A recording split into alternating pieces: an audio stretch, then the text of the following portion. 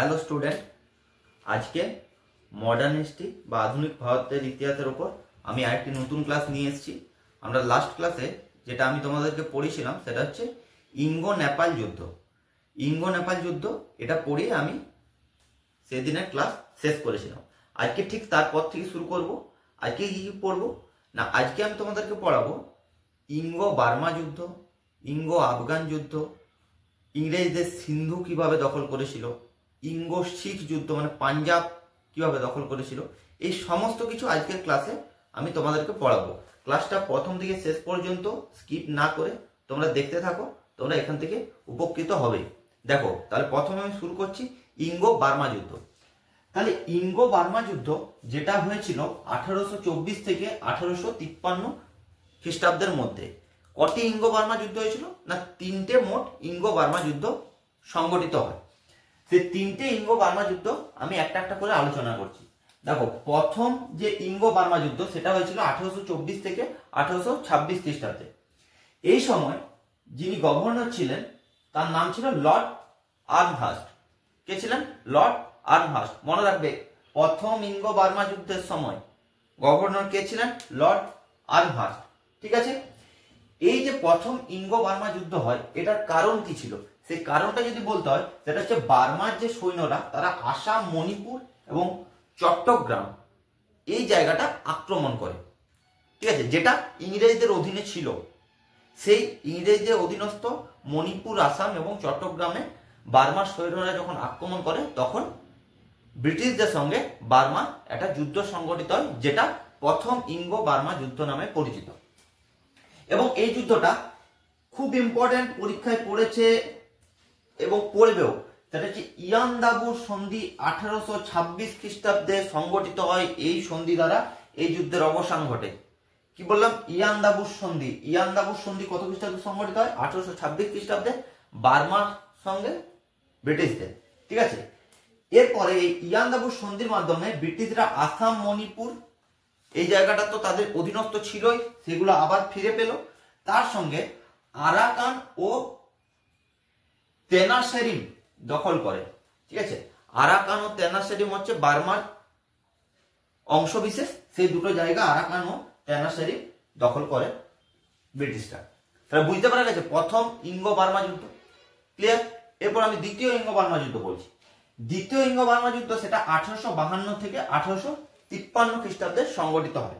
এই সময় যিনি গভর্নর ছিলেন তার নাম ছিল লর্ড ডালহৌসি। খুব ইম্পর্টেন্ট একজন গভর্নর লর্ড ডালহৌসি। আজকের ক্লাসে বলবো লর্ড ডালহৌসি প্রবর্তিত যে সত্য বিলোপ নীতি সেইটা সম্পর্কে আজকে বলে দেবো, যে তিনি কিভাবে আমাদের দেশীয় রাজ্যগুলো ক্যাপচার করেছিলেন। আচ্ছা, আর এখান থেকে দ্বিতীয় ইঙ্গো বার্মা যুদ্ধ থেকে আরেকটা ইম্পর্টেন্ট বিষয় কি আছে না, এই যুদ্ধের মাধ্যমে ব্রিটিশরা রেঙ্গুন ও পেগু দখল করে। রেঙ্গুন এবং পেগু যেটা বার্মাতে অবস্থিত, লোয়ার বার্মাতে অবস্থিত। ঠিক আছে, এবার যখন তৃতীয় ইঙ্গো বার্মা যুদ্ধ পড়বো তখন দেখবে আপার বার্মাটাও ইংরেজরা দখল করছে। তাহলে প্রথমে দ্বিতীয় ইঙ্গো বার্মা যুদ্ধের মাধ্যমে লোয়ার বার্মা যেটা পেগু এবং রেঙ্গুন দখল করে ব্রিটিশরা। এরপর হচ্ছে তৃতীয় ইঙ্গো বার্মা যুদ্ধ, যেটা 1885 খ্রিস্টাব্দে সংগঠিত এবং এই সময় গভর্নর ছিলেন লর্ড ডাফরিন। ঠিক আছে, গভর্নর এগুলো বলছি, এগুলো তখন কিন্তু এগুলো গভর্নর জেনারেল। এই যে লর্ড ডালহৌসি, লর্ড ডাফরিন এরা গভর্নর জেনারেল ছিলেন, কারণ লর্ড উইলিয়াম বেন্টিং এর পরে যারা এসেছিলেন তারা সব গভর্নর জেনারেল হিসাবে এসেছিলেন। ঠিক আছে, তাহলে লর্ড ডাফরিন ছিলেন তৃতীয় ইঙ্গো বার্মা যুদ্ধের সময় গভর্নর জেনারেল। এবং এই যুদ্ধের মাধ্যমে ব্রিটিশরা আপার বার্মা, কি বললাম একটু আগে বললাম যে আপার বার্মা দখল করে এবং বার্মা তাদের স্বাধীনতা হারিয়ে ফেলে, মানে বার্মার পুরো বার্মাটা ক্যাপচার করে ব্রিটিশরা। বুঝতে পারা গেছে ইঙ্গো বার্মা যুদ্ধ? ক্লিয়ার? একদম তিনটে যুদ্ধ পরপর বলে দিলাম, জাস্ট ইম্পর্টেন্স যা পয়েন্টস এখান থেকে হয় সেগুলো বলে দিলাম। এবং এই ইয়ান্দাবুর সন্ধি এটা মোস্ট ইম্পর্টেন্ট এখান থেকে। আর এখান থেকে এই গভর্নর এবং গভর্নর জেনারেলের নামগুলো তোমাদেরকে মনে রাখতে হবে। ক্লিয়ার? তাহলে এরপর শুরু করছি ইঙ্গো আফগান যুদ্ধ। ঠিক আছে, দুটো ইঙ্গো আফগান যুদ্ধ হয়েছিল, সেই দুটো ইঙ্গো আফগান যুদ্ধ মোস্ট ইম্পর্টেন্ট। এগুলো আমি ইম্পর্টেন্ট যে ডেটাগুলো এখান থেকে হয় সেগুলো আমি তোমাদেরকে বলে দিচ্ছি। তাহলে ইঙ্গো আফগান যুদ্ধ হয়েছিল 1839 থেকে 1880 খ্রিস্টাব্দের মধ্যে দুবার সংগঠিত হয়। প্রথম যে ইঙ্গো আফগান যুদ্ধ হয় সেটা হয়েছিল 1839 থেকে 1880 42 খ্রিস্টাব্দের মধ্যে। এই যুদ্ধের মেন কারণটা কি ছিল না, ইংরেজরা শাহ সুজা বলে একজন ব্যক্তি ছিলেন আফগানদের, ঠিক আছে, রাজা বলা চলে। তো শাহ সুজাকে সিংহাসনে বসানোর জন্য যুদ্ধ করে, কিন্তু আফগানদের কাছে ব্রিটিশরা পরাজিত হয় এবং সেখান থেকে ফিরে চলে আসে। এবং এই শাহ সুজাকে দোস্ত মোহাম্মদ হত্যা করে সিংহাসনে বসেন। তাহলে প্রথম ইঙ্গো আফগান যুদ্ধের তাৎপর্য হচ্ছে এটাই যে ইংরেজরা বা ব্রিটিশরা কিন্তু এই যুদ্ধে পরাজিত হয়, ঠিক আছে, এবং সেখান থেকে ফিরে চলে আসে এবং যাকে তারা সাপোর্ট করেছিল তিনি হত্যা হন বা তাকে হত্যা করা হয় এবং দোস্ত মোহাম্মদ সিংহাসনে বসেন। ক্লিয়ার?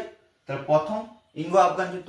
এরপর দ্বিতীয় ইঙ্গো আফগান যুদ্ধ খুব বেশি ইম্পর্টেন্ট, কারণ এই দ্বিতীয় ইঙ্গো আফগান যুদ্ধে আফগানরা পরাজিত হয় এবং একটা চুক্তি স্বাক্ষরিত করে, তার নাম হচ্ছে গন্ডমার্কের সন্ধি 1880 খ্রিস্টাব্দে। খুব ইম্পর্টেন্ট সন্ধি, এটা মনে রাখবে। 1880 খ্রিস্টাব্দে গন্ডমার্কের সন্ধি স্থাপন করে এবং ব্রিটিশরা আফগানিস্তানকে বাফার স্টেট তৈরি করে রাশিয়া এবং ব্রিটিশ ভারতবর্ষের মধ্যে, মানে রাশিয়া এবং ব্রিটিশ ভারতবর্ষ তার মাঝখানে যে আফগানিস্তানটাকে বাফার স্টেট কেন তৈরি করেছে না, রাশিয়া যেন ডাইরেক্ট ব্রিটিশ ইন্ডিয়াতে আক্রমণ না করতে পারে, তাদেরকে আফগানিস্তান হয়ে আসতে হবে। তাহলে সেখানে যদি আমি একটা বাফার স্টেট তৈরি করে রাখি তাহলে তারা তাদেরকে প্রতিহত করবে, ফলে তারা ভারতবর্ষে আসতে পারবে। কারণ হচ্ছে ইংরেজরা এই পলিসি এর আগে অ্যাপ্লাই করেছে।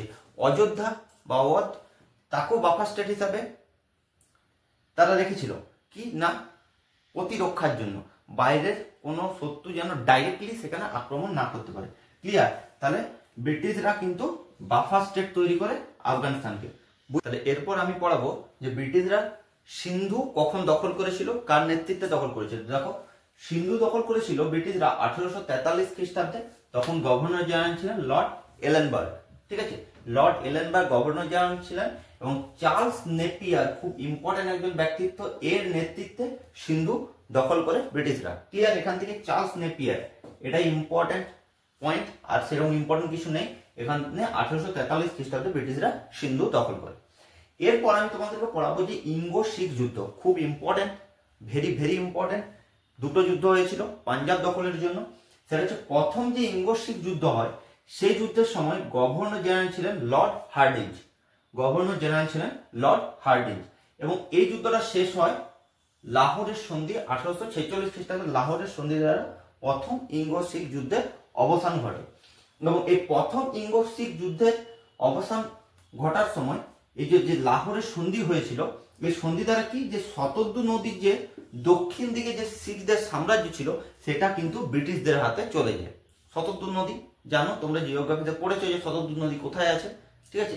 যে শতদ্রু নদী যে দক্ষিণের নিচের দিকে যে অংশ, সেই জায়গাটা শিখদের হাত থেকে চলে যায়, জাস্ট উত্তর দিকের অংশটা তাদের হাতে থাকে, শিখদের হাতে। তাহলে প্রথম ইঙ্গো শিখ যুদ্ধ বোঝা গেছে। এরপর দ্বিতীয় ইঙ্গো শিখ যুদ্ধটা শুরু হয় লর্ড ডালহৌসি যখন গভর্নর জেনারেল ছিলেন। এবং কে শুরু করেন না, যে মুলতানের যে গভর্নর তার নাম ছিল মুলরাজ একটা বিদ্রোহ ঘোষণা করে এবং দ্বিতীয় ইঙ্গো শিখ যুদ্ধের সূচনা হয়। এটা হয়েছিল 1848 থেকে 1849 খ্রিস্টাব্দের মধ্যে। এই যুদ্ধে চার্লস নেপিয়ার, যিনি সিন্ধু দখলের সময় যিনি ছিলেন, যার নেতৃত্বে সিন্ধু দখল করে ব্রিটিশরা, তিনি, চার্লস নেপিয়ার, এই দ্বিতীয় ইঙ্গো শিখ যুদ্ধটাকে দমন করেন এবং এখানে ব্রিটিশরা জয়লাভ করে চার্লস নেপিয়ারের নেতৃত্বে। ক্লিয়ার? এবং এই জয়লাভের পরে যে মহারাজা ছিলেন পাঞ্জাবের শেষ রাজা, তার নাম কি ছিল, মহারাজা দলীপ সিং, ঠিক আছে। মহারাজা দলীপ সিং শেষ, ঠিক আছে, শেষ সম্রাট ছিলেন মহারাজা দলীপ সিং। তাকে পেনশন দেওয়া হয় এবং শিক্ষার জন্য ইংল্যান্ডে তাকে পাঠিয়ে দেওয়া হয়, ঠিক আছে। এবং ওনার কাছে যে কোহিনূর ডায়মন্ড, যে কোহিনূর হীরাটা ছিল, সেটা ব্রিটিশ ক্রাউনে স্থাপন করা হয়, ঠিক আছে। ইংল্যান্ডে ব্রিটিশ ক্রাউনে যে পরে ওই কোহিনূর হীরাটাকে স্থাপন করা হয়। কোন যুদ্ধের মাধ্যমে? দ্বিতীয় ইঙ্গো শিখ যুদ্ধ। লাস্ট শাসক কে ছিল? দলীপ সিং, ঠিক আছে। দলীপ সিংকে ইংল্যান্ডে পাঠিয়ে দেওয়া হয় এবং কোহিনূর হীরাটাকে ব্রিটিশ ক্রাউনে স্থাপন করা হয়। মোস্ট ইম্পর্টেন্ট এই জায়গাটা, দ্বিতীয় ইঙ্গো শিখ যুদ্ধ, বোঝা গেছে। আর আরেকটা জিনিস হচ্ছে, যেটা আমি ইঙ্গো আফগান যুদ্ধ পড়ালাম, সেখানে আমি গভর্নর জেনারেল নামগুলো বলিনি, সেটা হচ্ছে প্রথম যেটা ফার্স্ট হয়েছিল সেটার সময় গভর্নর জেনারেল ছিলেন লর্ড অকল্যান্ড, আর দ্বিতীয়টার সময় ছিল লর্ড লিটন। এটা একটু খাতায় নোট ডাউন তোমরা করে নাও, লর্ড অকল্যান্ড আর হচ্ছে লর্ড লিটন হচ্ছে, লর্ড অকল্যান্ড এবং লর্ড লিটন। ক্লিয়ার? তাহলে এরপর হচ্ছে ব্রিটিশরা লাস্ট যে জায়গাটা দখল করেছিল সেটা হচ্ছে অযোধ্যা, যেটা এতদিন পর্যন্ত তারা বাফার স্টেট হিসাবে রেখেছিল। ঠিক আছে, তাদের ক্ষমতায় পুরোটাই আনেনি। ঠিক আছে, বাইরের থেকে প্রতিরক্ষা পাওয়ার জন্য যেটা বাফার স্টেট হিসাবে ছিল, ঠিক আছে, সেটা এখন তারা দখল করছে। কত সালে? সেটা হচ্ছে 1856 খ্রিস্টাব্দে। কিসের মাধ্যমে? না ম্যাল অ্যাডমিনিস্ট্রেশন। ম্যাল অ্যাডমিনিস্ট্রেশন মানে হচ্ছে কুশাসন বা অপশাসনের জন্য তারা অযোধ্যা দখল করছে, এইটা দেখিয়ে পরে তারা দখল করেছিল। এবং এটার সময় কে ছিলেন? লর্ড ডালহৌসি। এবং এটা সত্য বিলোপ নীতিও প্রয়োগ করে অযোধ্যা তারা দখল করে। ক্লিয়ার? অযোধ্যা। এরপর দেখো, অধীনতামূলক মিত্রতা নীতি এবং সত্য বিলোপ নীতি, এই দুটো সম্পর্কে একটু কিছু ডেটা জানতে হবে, যে এইগুলো কারা কখন বশ্যতা স্বীকার করে। এগুলোর ক্রোনোলজিক্যাল অর্ডার পরীক্ষার সময় পড়ে, যে এই চারটের নাম দিয়ে দেবে, পরপর বলবে যে ক্রোনোলজিক্যাল অর্ডারে সাজাও, যে প্রথমে কে বশ্যতা স্বীকার করে, তারপর কে এইভাবে আসে। তাহলে এইগুলো একটু মুখস্থ রাখতে হবে। তাহলে অধীনতামূলক মিত্রতা নীতি কি সেটা আমি আগের ক্লাসে বলেছিলাম। তাহলে এটা দেখো, প্রথম অধীনতামূলক মিত্রতা নীতি বশ্যতা স্বীকার করে হায়দ্রাবাদের নিজাম 1798 খ্রিস্টাব্দে, তারপর মাইসোর 1799 খ্রিস্টাব্দে, তাঞ্জোর অক্টোবর 1799, মানে মাইসোরের পর, তার জন্য পরে লিখেছি। তারপর অযোধ্যা হচ্ছে নভেম্বর 1801, পেশোয়া হচ্ছে ডিসেম্বর 1801, ভোসলে হচ্ছে 1803, সিন্ধিয়া 1804, যোধপুর 1818, জয়পুর 1818, ভরতপুর 1818। যেমন পরপর লিখেছি তোমরা খাতাতে সেইভাবে নোট ডাউন করো, পরপর মনে রাখলে কি হবে, ওই ক্রোনোলজিক্যাল অর্ডার যখন পড়বে তখন তুমি ইজিলি করতে পারবে। এবং মনে রাখবে প্রথম হচ্ছে হায়দ্রাবাদের নিজাম। ক্লিয়ার? খাতায় নোট ডাউন করে নাও। আচ্ছা, এরপর হচ্ছে সত্য বিলোপ নীতি। সত্য বিলোপ নীতি প্রথম গ্রহণ করেছিল সাতারা 1848 খ্রিস্টাব্দে, তারপর সম্বলপুর 1849 খ্রিস্টাব্দে। ঠিক আছে, তারপর হচ্ছে বাঘাট 1850 খ্রিস্টাব্দে, উদয়পুর 1854, নাগপুর 1854, ঝাঁসি 1854 এবং অযোধ্যা 1856 খ্রিস্টাব্দে। এগুলো পরপর লিখে নাও, খাতায় নোট ডাউন করে নাও। এরপর আমি যেটা তোমাদেরকে বলবো সেটা হচ্ছে সত্য বিলোপ নীতি। যেটা বলা হয় সত্য বিলোপ নীতি কি না, সত্য বিলোপ নীতি প্রবর্তন করেছিলেন লর্ড ডালহৌসি। অধীনতামূলক মিত্রতা নীতি করেছিলেন লর্ড ওয়েলেসলি, সত্য বিলোপ নীতি প্রবর্তন করেন লর্ড ডালহৌসি। কি করার জন্য? না তার সাম্রাজ্য বিস্তার করার জন্য। এগুলো এমন এমন নীতি যেটা আমার বিভিন্ন সাম্রাজ্য ক্যাপচার করার নীতি। তার সত্য বিলোপ নীতিটা কি ছিল না, কোনো দেশীয় রাজ্যে যদি পুরুষ উত্তরাধিকার না থাকে, ঠিক আছে, তাহলে কি হবে, সেই দেশীয় রাজ্যটি ব্রিটিশ শাসনে অন্তর্ভুক্ত হবে। ঠিক আছে, মানে কোনো পুত্র সন্তান যদি সেই রাজার না থাকে, তাহলে সেই দেশীয় রাজ্যটি সত্য বিলোপ নীতির মাধ্যমে ব্রিটিশ সাম্রাজ্যের অধীনস্থ হবে। ঠিক আছে, এই নীতি প্রয়োগ করে প্রথম লর্ড ডালহৌসি সাতারা দখল করেন। ঠিক আছে, বুঝতে পারা গেছে সত্য বিলোপ নীতিটা কি, কে প্রবর্তন করেন? লর্ড ডালহৌসি। পরীক্ষায় পড়েছে অনেকবার, জেনে রাখো। আর অধীনতামূলক মিত্রতা নীতি লর্ড ওয়েলেসলি। এই অধীনতামূলক মিত্রতা নীতি এবং সত্য বিলোপ নীতি পরপর যেগুলো লিখিয়ে দিয়েছি, এটা পরপর তোমরা লিখে নাও, খাতায় নোট ডাউন করবে। ঠিক আছে, এইভাবে মনে রাখবে। আচ্ছা, তাহলে আজকের ক্লাস এই পর্যন্তই। ঠিক আছে, ক্লাস কেমন লাগলো কমেন্টে তোমরা জানাবে। আর ক্লাস ভালো লাগলে একটা লাইক দিয়ে দেবে। আর যারা এখনো চ্যানেলটা সাবস্ক্রাইব করোনি তারা সাবস্ক্রাইব করে দেবে।